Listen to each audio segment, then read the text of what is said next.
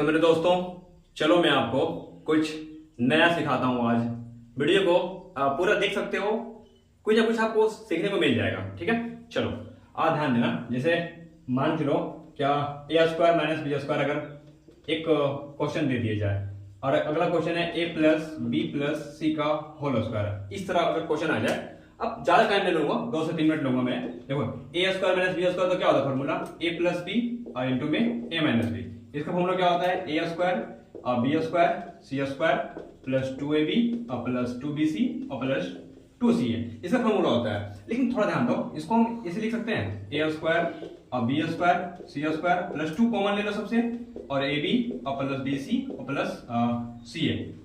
ठीक है, मेरे कहने का मतलब है कि अगर सपोज इस फॉर्मूला पे क्वेश्चन आ रहे हैं, एक क्वेश्चन मैं कर रहा हूं इस फॉर्मूला पे, फॉर एग्जांपल क्या यहाँ पे रहेगा 5a का, थोड़ा सा ध्यान देना आप, अगर इस तरह नहीं मान चलो, यहाँ पे रहेगा सपोज, ठीक है हम समझ गए, 7 का स्क्वायर माइनस 8 का स्क्वायर, तो क्या करोगे, हम जोड़ते कैसे हैं कि ए स्क्वायर माइनस, हम जानते हैं क्या, ए स्क्वायर माइनस बी स्क्वायर जब हो तो क्या करेंगे, ए प्लस बी। देखो ए स्क्वायर है और माइनस बी स्क्वायर है, फॉर्मूला क्या होता है ए प्लस बी, यानी ए का मान 7 है और बी का मान 8 है, तो ए प्लस बी, तो ए प्लस बी इंटू में ए माइनस बी।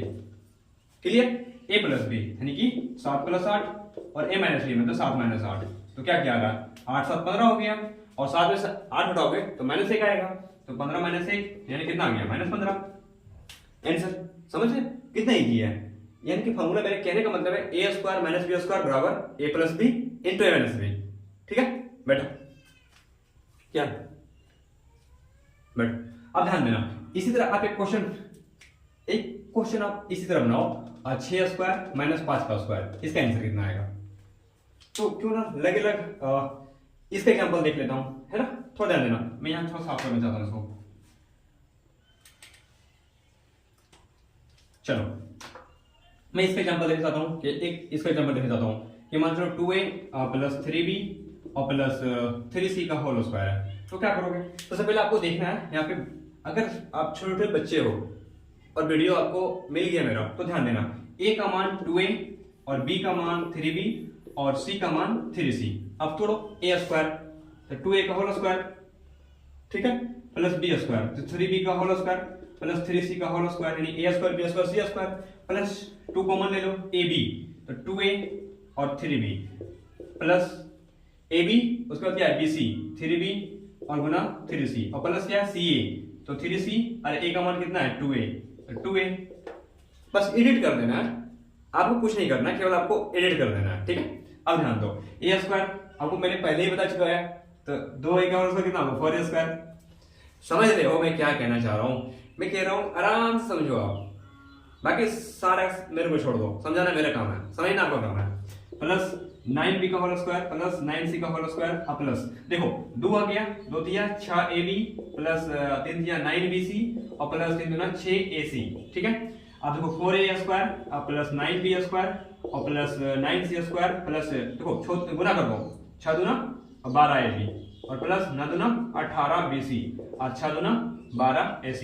आपको हो गया ये आंसर। अब जुटेगा ही नहीं, क्यों जुटेगा, सब अलग अलग कैटेगरी का है, पूरा जातीय अलग है, समझ रहे हो, समझे मेरी भावनाओं को।